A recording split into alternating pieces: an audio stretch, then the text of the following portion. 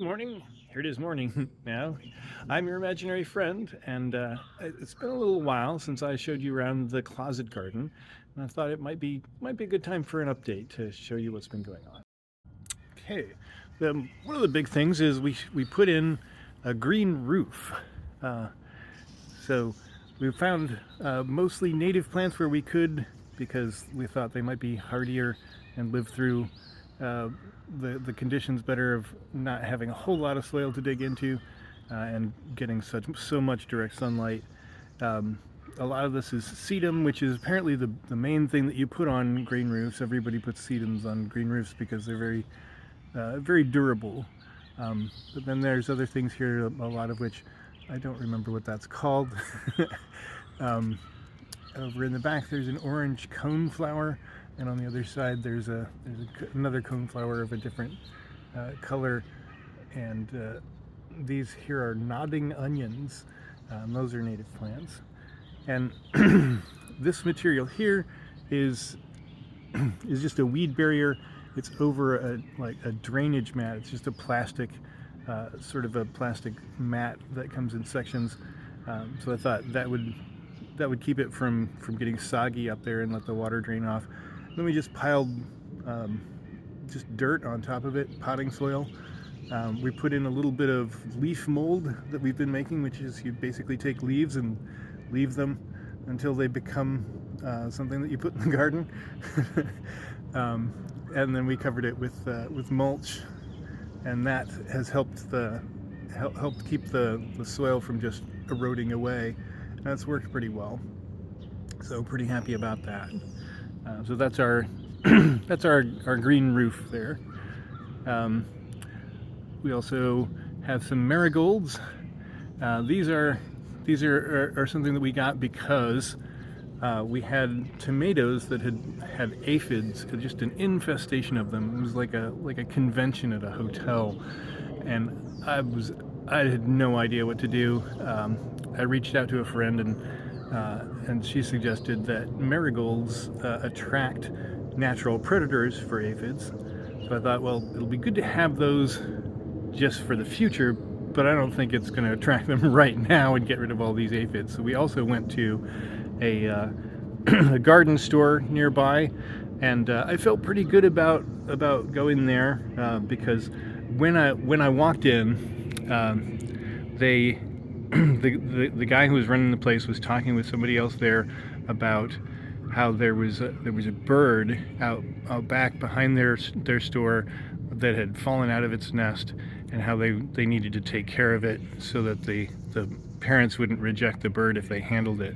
Now apparently that is a myth, and birds don't really do that, but the fact that the people running this garden store cared so much just really made me feel like, well, these are nice people, and they may not know so much about birds, but I imagine they're running a garden store, they know more about plants. And so I basically just took what they recommended, a spray, and it worked immediately. All the aphids are gone. Also up here you can see Groot has grown a few more leaves since last you saw him, and we'll see a little more of Groot later because he's got even more surprises. Groot is full of surprises. So let's head into the garden proper, and you can see that there is this section that still just does not want to grow anything. Nothing wants to grow here. I'm not sure why, but that's a thing. These are all tied up now because they had flopped over from all the rain. We just had a soaking recently, so the oats had just splayed over the entire garden. Here is Vera. She seems to be doing quite well. We need to tie her into this, I guess, is a thing that you do, and I don't know how to do that. So we're gonna have to figure that one out. And here on the ground are the strawberries and the spoon tomatoes that we had hanging from this hook, but with all the rain, the ground got soft. It was in the ground right over here, and this hook just fell right over onto these tomatoes. None of these were here last time you were here because they were all being grown as seed. Um, but yeah, these are enormous now, and they kind of are beholden to this support for the balcony, because this is what the iron hook fell against, with these heavy bags full of soil and rain, and the fact that it supported that hook and kept it from just falling down on this plant and absolutely crushing it was quite a relief. Although when I came out that morning, man, it was so distressing to see these things like just collapsed over here. I thought, oh my God, we've lost all of this stuff. But now we need to figure out what to do with these. I've gotten a stabilizer for this hook that'll give it more legs to hopefully keep it from shifting in the future. So we'll see how that goes. We have some more cone flowers. Those were there before. They were just hiding, so they've come up now, and they're just adding a lot of color here to this area. And you can see one of those cheeky dandelions, one of the ones that I did not plant. Over here you can kind of see in the back, he's not shaded out. He still gets quite a bit of sun, but that's Pavel. I'm a little concerned that maybe his leaves are a little yellow. So I'm not. I tried putting in some more nutrients in the ground, some compost, and I don't know. I hope he does okay. But yeah, these tomatoes are called Black Beauties. You can kind of see here that some of them are starting to turn black already, and we're looking forward to those coming out. This thing has grown like a weed. It is enormous. It is absolutely taking over this whole part of the closet garden. I had no idea how big this was going to get, and it's just taken off in leaps and bounds. There's 3 of them planted into this large pot, and yeah, maybe that was too much. I mean, they seem to be healthy. They seem to enjoy each other's company, but oh yeah, man, I think one would probably take up that space just as well from the way that it's just absolutely sprawling everywhere. And here is another one that we planted just in a pot on its own, and it's got these things coming out of it. And when I saw those, man, I was so distressed, because I thought, oh God, it's got some sort of parasite. It's going to spread to everything. But it turns out, after a little research, what those little things are is actually the beginnings of roots, which are caused in tomatoes when they undergo some kind of stress. In this case, probably all of the rain that we've been getting. So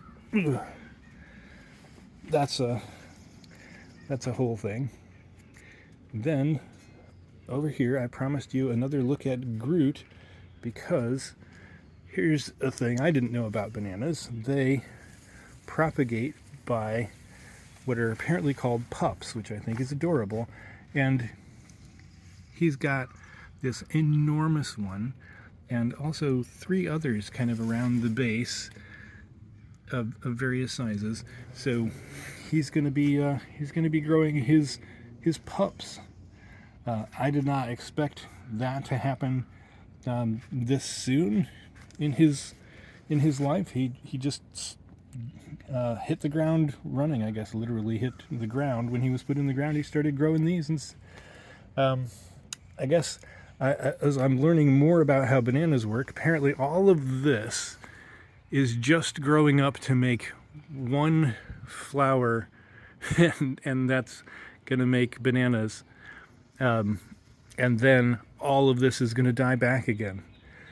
And so next year, this pup might be the banana that you see growing up here in this corner.